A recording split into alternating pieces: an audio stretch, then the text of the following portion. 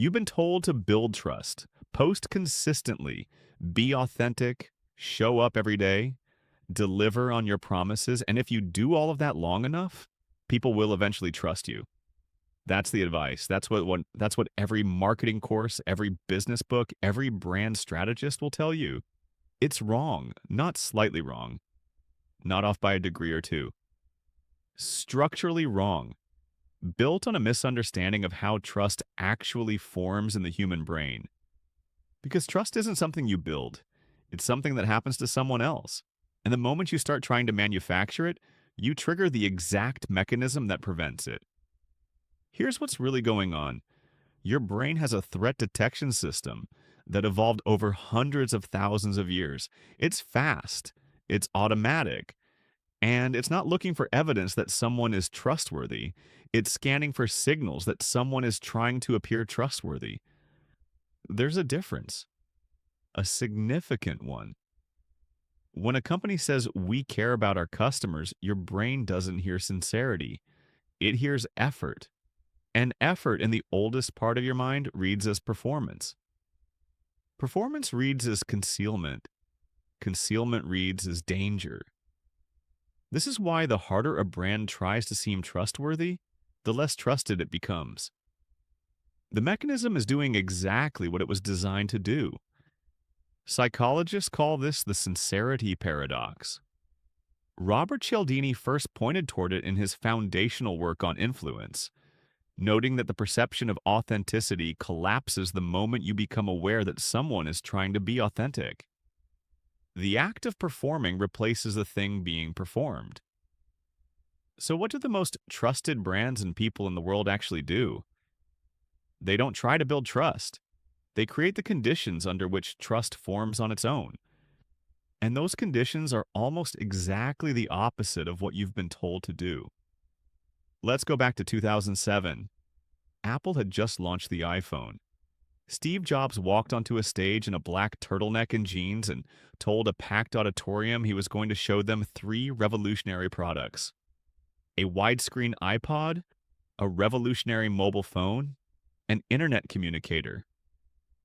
He paused, then he said, "These are not three separate devices. This is one device." The crowd exploded.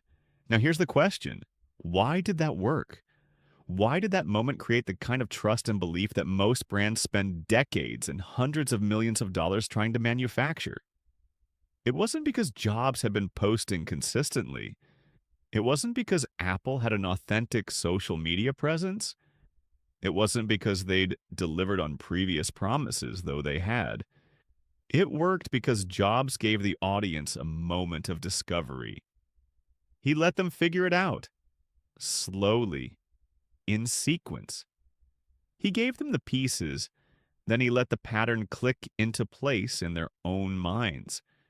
And here's the psychological mechanism underneath it. When you discover something yourself, your brain doesn't just accept it, it owns it. The ownership creates conviction. The conviction becomes trust that no external voice could have placed there. This is what researchers at Harvard Business School identified in a 2012 study on consumer decision-making. When buyers were walked toward a conclusion rather than told it, their reported confidence in the decision was 37% higher.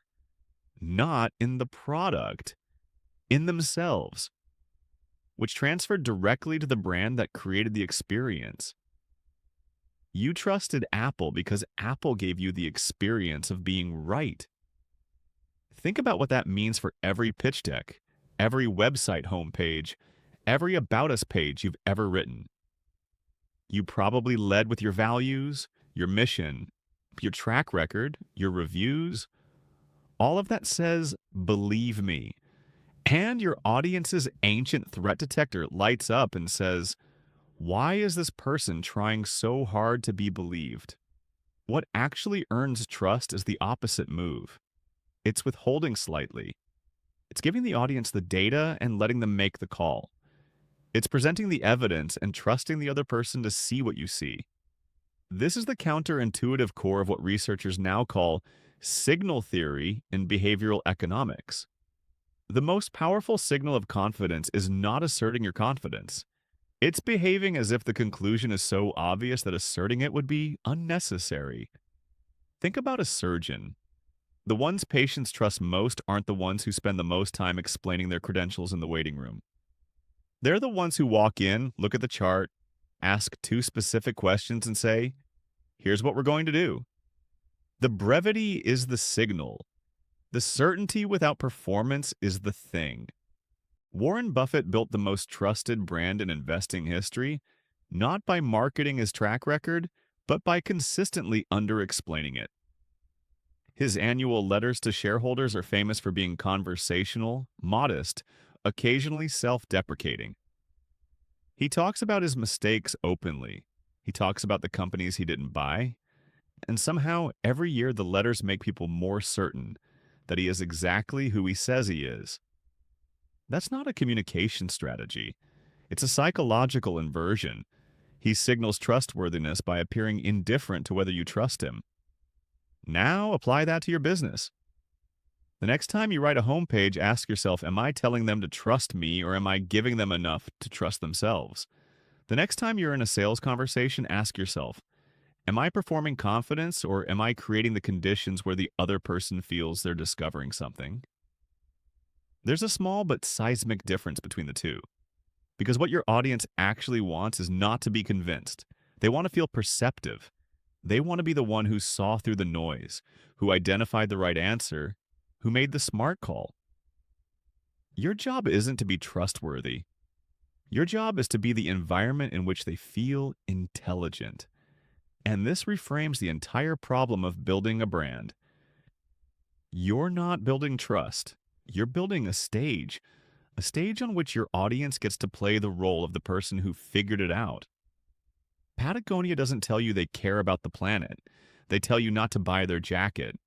And suddenly you trust them more than every brand that spent a decade telling you about their sustainability commitments. Basecamp doesn't tell you project management is broken. They publish essays tearing down every assumption about how companies should work. And you think, yes, this is what I've been thinking but couldn't articulate. And the brand that gave you the words for your thought becomes the brand you trust with your work. This is what Seth Godin called, in permission marketing, the rarest form of attention. The attention that the audience gives voluntarily because they feel the exchange is already in their favor. The brands and people who earn that kind of trust don't chase it. They create a vacuum, and trust rushes in to fill it. So here's what the research, the history, and the actual behavior of the most trusted brands in the world are pointing at. Trust is not built. Trust is recognized. It happens the moment someone looks at what you do and thinks, I already knew this was right. I just hadn't found it yet.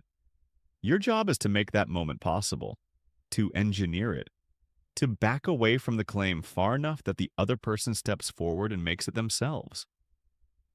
The moment you stop trying to be trusted and start creating the conditions for recognition, everything shifts. Not because you changed your message, because you changed your role in the conversation. You stop speaking, and you let the silence say the thing. Ethan sets down his pen.